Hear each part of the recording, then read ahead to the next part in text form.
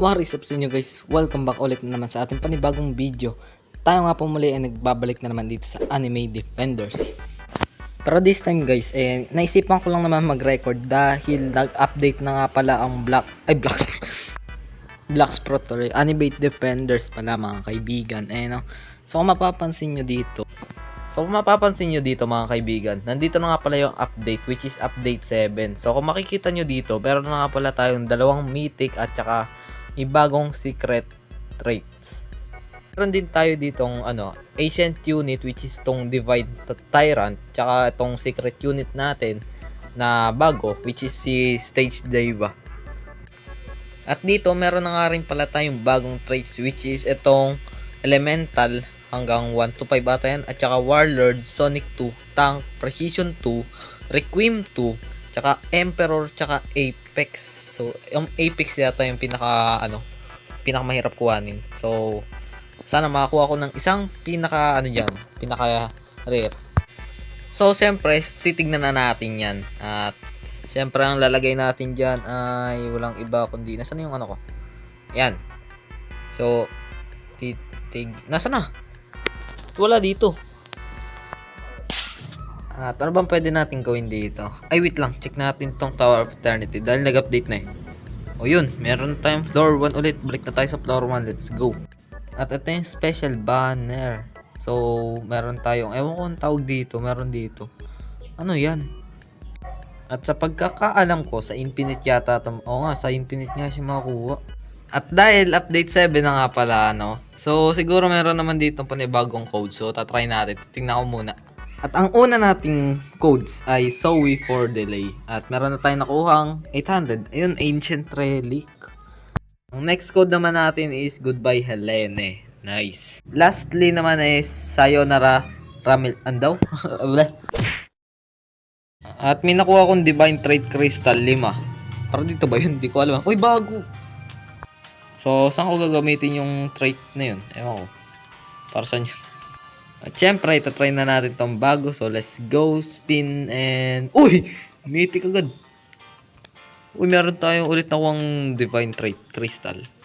Naka-A plus pala yung... Ay, A lang pala yung Naka-A. Wow. Ay, wait. Parang yung ko. Parang ibang kulay yung A. Parang kulay ng S. Ang weird. Wait. O nga, nagbago yung S ko. Nag-iba yung kulay. Parang naging dark pink siya. Or dark violet pala, sorry. So dahil nagbago yung kulay nung S na yun, meron kayang S plus. Malay mo merong S plus, no? What if kaya meron? Gano'n kaya kalakas yung damage nun? Teka lang, ano tong aura sa unit niya? Angas naman yan. Ito na ba yung bagong trait? So, kasi yung trait dito, hindi ko naman makita kung nasan. Nasaan yun? Ah, ito pala. Hindi ko nakita. Sorry, yung pala kulay itim kasi hindi ko masyado nakikita. Kakulay ng So, tignan natin sa ibang. Ayan, tignan natin dito kay Dragon Mage. And, ito na nga. Oh, wow, ang ganda ng Warlord na yan. Ano kayo makukuha ko? Ah, ito yung Apex 1. Oh. Tayo, mga forma nito. Okay, so i-try na natin and boom. Wait, ayun. Yan, critical 2 and tank 1. What? 0.5 tank 1. So grabe pala yung damage nito, tsaka yung cooldown, tsaka may negative range. Wow, the best. So parang DIY almighty. Grabe. Pero so tara, punta muna tayo sa may Infinite. Try na natin yung gano'ng kalakas yung damage ng Dragon Mage natin. Meanwhile, wow, galing ha. Disconnect ako, walang Grabe yung damage nito. Unang lapag, 33k agad. Grabe. Sheesh. 35 damage pala. Grabe, sorry. So, next ay 30 po. Ay, 50. Wow. Grabe. Wow. 100k na. Sheesh. Yung pa lang yan, ha. Ilang upgrade na yun? Nasa 5, yan. 5 upgrade pa lang. Pero grabe na, 100k na agad. Wow. First time. At ang maximum level ay ang damage niya is may get 200k. Tapos may additional damage pa siya kay Pink Rockstar. Grabe yung damage nito. Solid. At nang matapos na natin ang ating Infinite and binakuha tayong Divine Trait Crystal ulit. Let's go. So try natin ulit mag trade. So by the way, nakakuha ako elemental dito kanina. Ayun, nakuha ulit elemental. Hindi na nakuha ako elemental to eh. Pero try na ngayon na nakuha ko. So 100% dot damage. Ewan ko para sa inyo. Pero sige, connect ko na muna. So ito pala yung aura niya. Grabe, forma. Hindi ko kasi tinignan ka ganina eh. Pinalitan ko agad. So ito pala yung itsura niya. So meron pa tayong meron tayo ditong daily quest na may makukuha ang trait. So ngayon, wala pa tayo nan. So tara, grind muna pa siguro tayo, I guess. So kung kanina nakita ko sa may update, sa may raid daw, may bagong units. At ito nga yun, secret pala siya. So Dracula, weekend. So weekend lang siguro siya nagpapakita, ganun ba yun? Hindi ko alam. I don't know. Pero ewan ko, sa weekend lang siya lumalabas dito sa may raid. Pero ewan ko talaga, hindi ko alam. So hindi ko alam kung kaya ko ba tong bagong raid. Pero subukan na muna natin kung kaya natin. Okay? Meanwhile. At pang, yun, natalo nga ako, di ko kaya. Puro kong lalaki ng mga kalaban, ang hirap. So kasama ko dito mga isa kong subscriber, which is si Kaiser or si James. So magpapatulong lang ako dito sa mga portals ko, which is dito sa Golden Portal. So hindi ko kasi alam kung bali mo kasi makakuha rin ako ng Golden Boy. Hindi ko alam eh. So try natin ngayon, papatulong tayo dito. So let's go. Shoutout sa'yo James, by the way. So sabi ni Kaiser, daw siya, marami daw siyang Golden Portal. So bubuksan niya daw para sa akin. Wow, grabe yun. And yun, may bibigay daw siya. Okay, so tara sa plaza. Let's go, let's go. At anong bibigay mo ha? Let's go. Legion Captain. What? Naka-requiem. No way. What?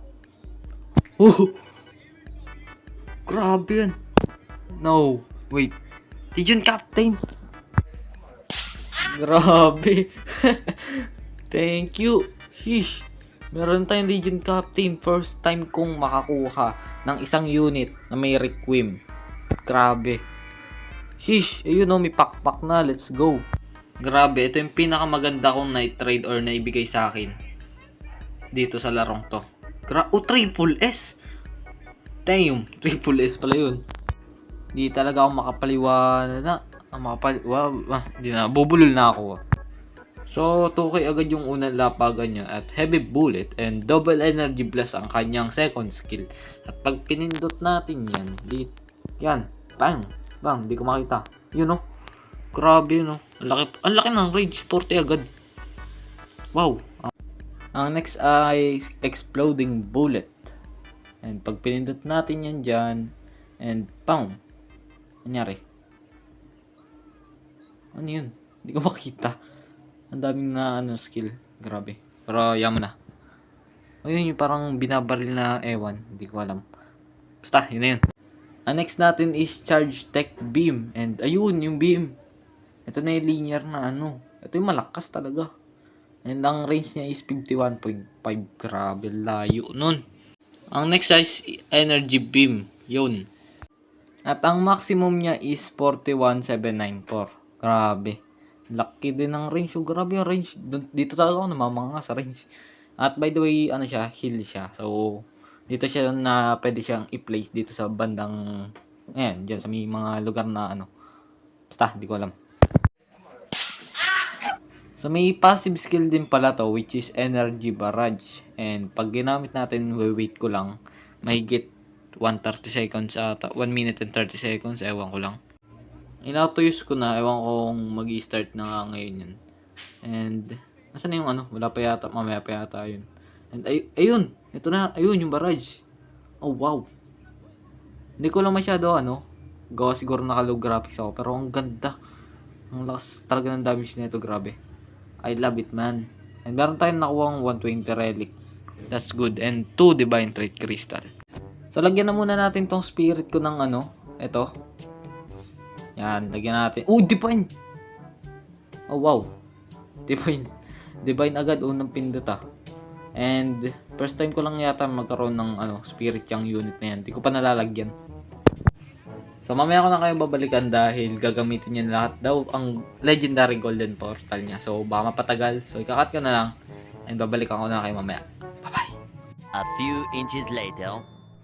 At nang matapos na nga pala namin yung golden portal at sadly wala ako nakuha ang golden boy but it's okay Ang mahalaga is natulungan tayo ng ating isang subscriber. So, ulit, maraming salamat sa iyo, kay Zen or James. So, shoutout sa iyo, no?